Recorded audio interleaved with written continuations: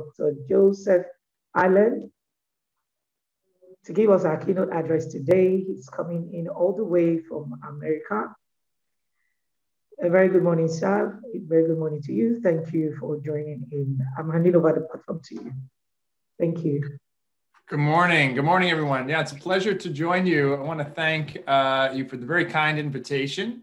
Thank Ugochi for reaching out and inviting me. And it's my pleasure and privilege to join you for this opening keynote to talk about school safety and kick off your conference here. So I'm a professor at Harvard School of Public Health. My background is in exposure and risk science, worker health and safety. I'm also a commissioner on the Lancet COVID-19 Commission, where I chair their task force on safe work, safe schools, and safe travel. So I'm going to talk a little bit about schools and COVID, and then I'll end about the other aspects of health and talking about the multiple benefits of having a healthy school building.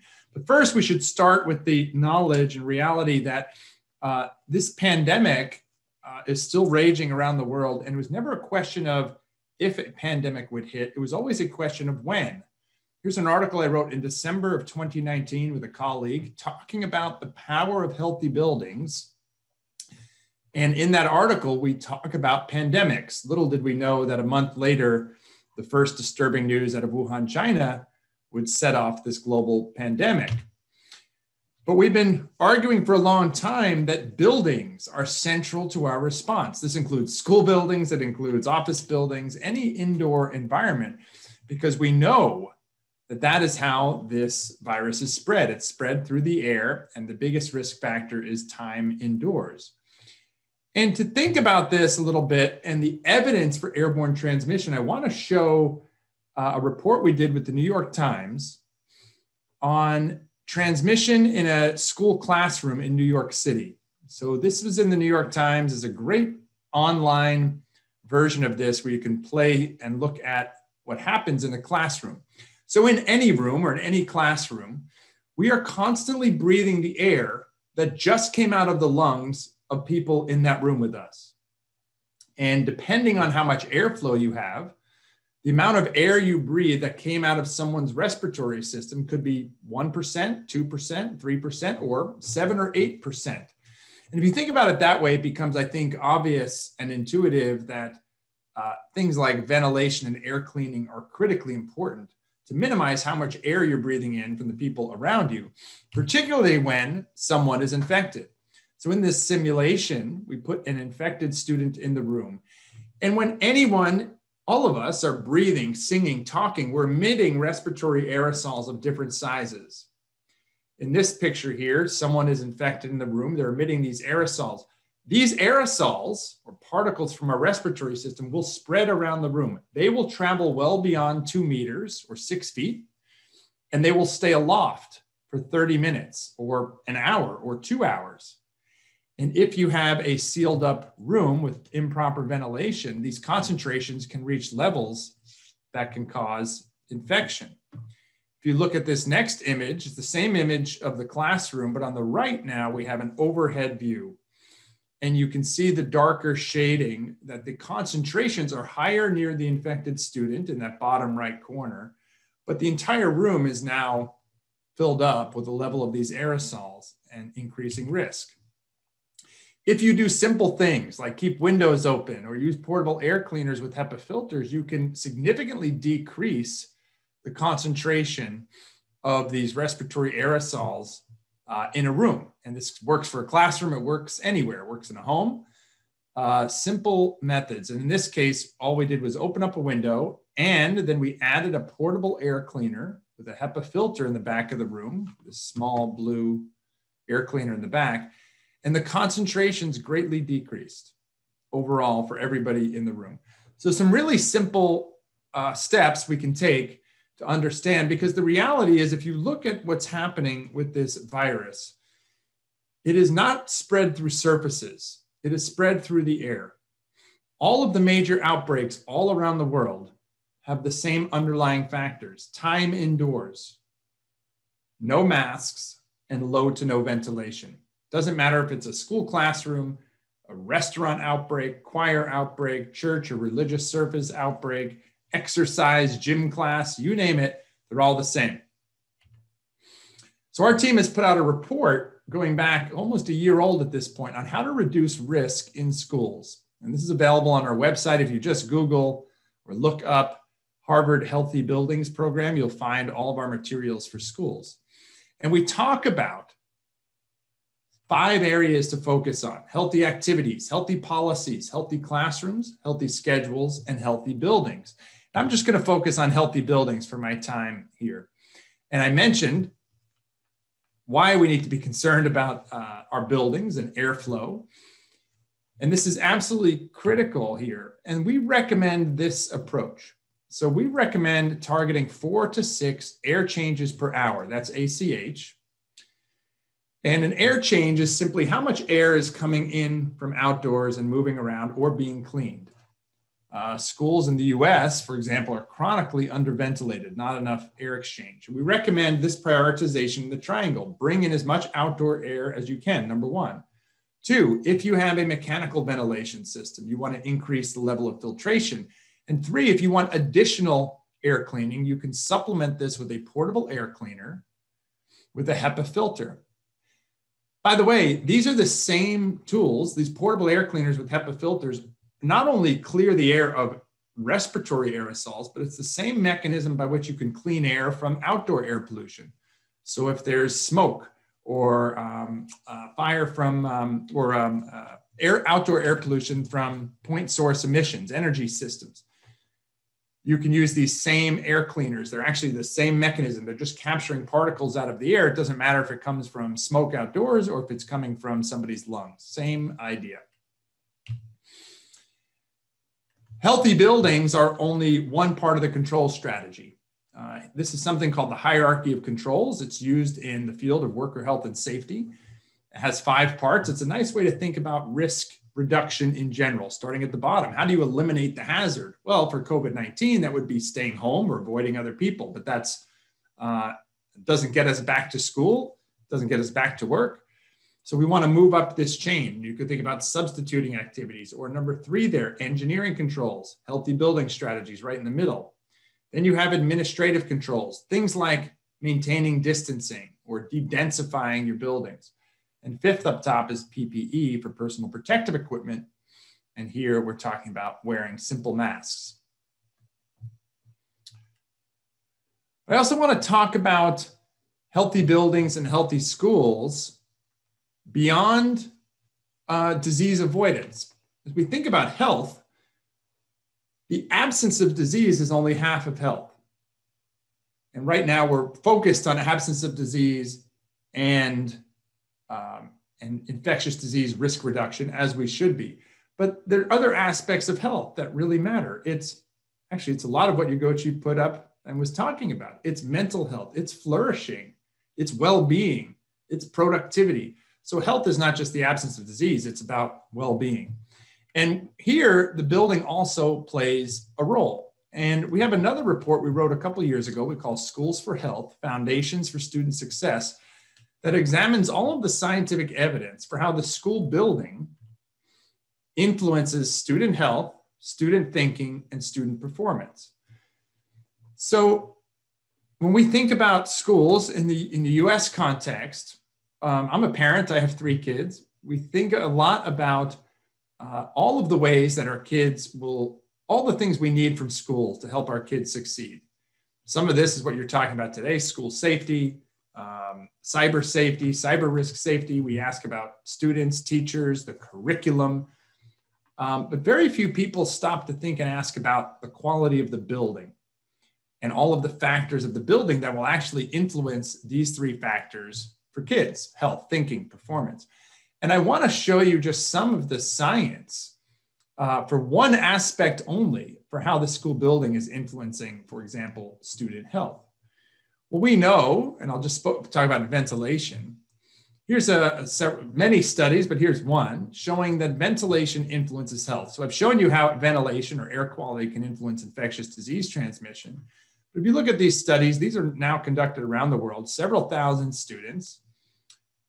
Higher ventilation rates are associated with fewer symptoms, upper respiratory symptoms, and fewer missed school days, or said the other way, a poorly ventilated building is associated with more upper respiratory systems and more missed school days, simply from having poor indoor air quality and dampness and moisture damage in the building.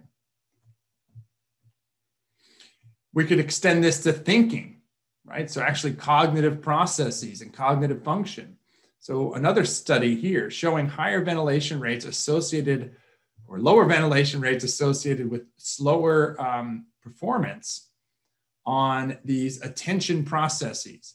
In fact, the researchers describe this as a 5%, or they found a 5% decrement in power of attention when the classroom was underventilated. So you start to see, we're talking about several ways in which ventilation is influencing us: infectious disease transmission, critical thinking skills, and even student health and respiratory disease. And we can link this all the way through to actually student performance on things like test scores.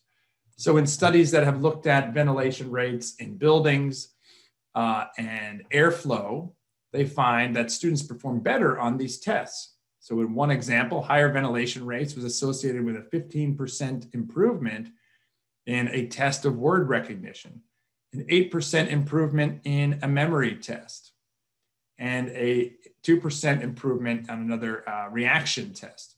So again, we can link all of these through something as simple as better air quality, I showed, is related to reduced infectious disease transmissions associated with better health of the students on infectious disease, but also leads to fewer student absences. They perform better in terms of their decision-making performance, their cognitive processes. And then we see this manifest in their performance on standardized test scores. Here's another one, really interesting graph looking at mathematics test scores. So math test scores on the vertical axis here, ventilation rate, or how much airflow on the horizontal axis. Study conducted by colleagues of ours in elementary schools. Again, looking at a couple thousand students, found that math test scores increased when the air quality was better. Same thing when the temperature was more comfortable to the students. And I think this is one of the big takeaways, is that the buildings are influencing our health. It is that simple. And we see these results across countries all around the world. So this is not data that's just specific to one country. We see this in all age groups. It's not a finding that's specific to elementary students or high school students, or it impacts everyone. In fact, I can show you more studies that show this impacts young adults, adults, seniors. So the same physical processes about buildings and healthy buildings are influencing people all over the world in very similar ways and at all stages and ages of our life. In this report, I won't go through all of the details for my short opening presentation here, but you can actually look at all of these aspects of what we call the 9 foundations of a healthy building. And I'll show this in a second, but you can look at all of these factors, not just ventilation, like I talked about, or air quality, but moisture, noise and acoustics, safety and security, the focus of your conference today, high perceived threat, and what this means for, again, student health, student thinking, and student performance, dust levels, pest levels, lighting, connection to nature, water quality, of course. All of these things are influencing our health and student health in buildings and teacher health in buildings. And so here is what we call the 9 foundations of a healthy building. And this is my team's effort at Harvard to distill all of the scientific information into the factors that are driving health in buildings. And this applies to schools and everywhere else. So up top, we were talking a lot about ventilation and air quality, as we need to be thinking a lot about these things right now, in particular with COVID-19. But there are many other factors. And in fact, one at the bottom is directly related and relevant to your conference today: safety and security. As we go to open and talking about things like basic access control. These things are fundamental. Safety and security are fundamental to healthy building strategies. They are part of a well-being approach. Of course, they keep us safe from acute issues, but also feeling safe and secure influences our chronic health. this is exacerbated or can be feeling insecure or unsafe influences our mental health, and influences our stress levels, and all of this can manifest into physical symptoms. So safety and security are absolutely fundamental to a healthy building. Last thing I want to end with is something a colleague and friend now, Lord Norman Foster, said to me. So I wrote a book called Healthy Buildings with my colleague John McCumber at the Harvard Business School. And featured prominently is Lord Norman Foster. And I really like this quote from him. Norman Foster is a world-renowned architect. He invited me out to his firm last year before COVID, and we had dinner. And this is what he said to me: "We need a new generation of humanitarian design ideas underpinned by scientific research." And I really like this. First, I think he's brilliant as a designer. He was talking about healthy buildings for his entire career. You could go back into the 60s and 50s, and he was talking about buildings that breathe, breathable buildings. He was talking about reconnecting with nature. He was thinking about acoustics and lighting and views well before a lot of people were talking about healthy buildings more formally. But I love the last part of this quote from him: underpinned by scientific research. I'm a scientist at my core, and I fundamentally believe this. We have a responsibility. We have a responsibility to make sure this healthy buildings movement reaches everyone around the world equitably, and that it's based on real science. Right now, there is a lot happening because people are scared, and I think there's a lot of new products or ideas coming out that are not supported by the scientific evidence. And we have to be careful that we don't put in things into our buildings that are not tied to real, hard, peer-reviewed science before we make these decisions. So thank you so much for the invitation to present. I hope you have a terrific conference. And I'm looking forward to actually meeting in person and maybe joining you in person next year. So thanks so much. Thank you very much, Dr. Arlen. Thank you so much. That was awesome. That was awesome.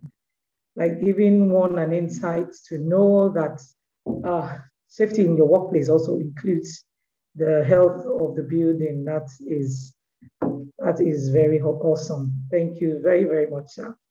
And I was like engrossed in the comment section. I can see that all our participants are really soaking things in. They are making comments.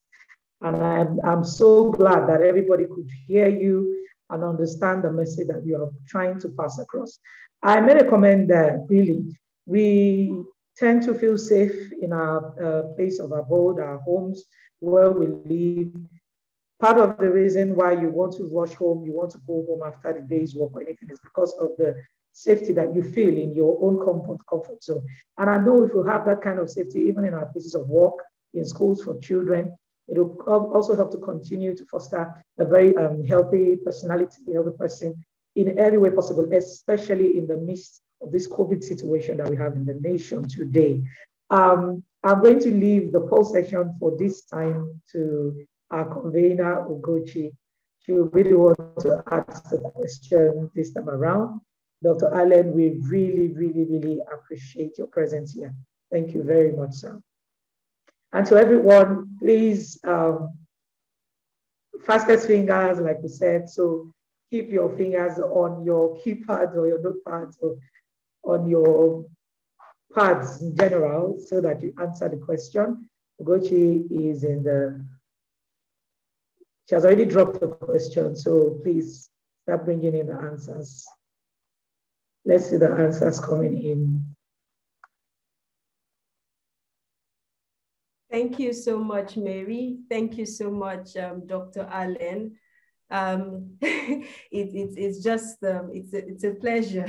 It's a pleasure listening to you. I've listened to your session before, and I just knew that we had to bring you here. Imagine that as of January, I reached out to Dr. Allen in January because I knew that no, he just had to be here in May. And with all the recent changes and newer insights coming up now, it was just important that he was here to share with us. So he has said quite a lot. So I'm asking the question that is going to give you a prize. And I think we can give a prize of about 5 correct answers, or even 10. I can be so nice, make it 10. So Dr. Allen has said a lot of amazing things. I want you to tell me, what was your most significant light bulb moment based on what he said, and that you're going to implement right away, either in your school or in your home. So please drop it for me in the comment section. My colleagues are going to be going through, and the answers that sound correct, like the ones that are complete, not half, the ones that are complete and that really communicate well, we're going to let you know. They'll send your names to me, and then you would send us an email, and of course, we'll make sure you get everything that you need to get.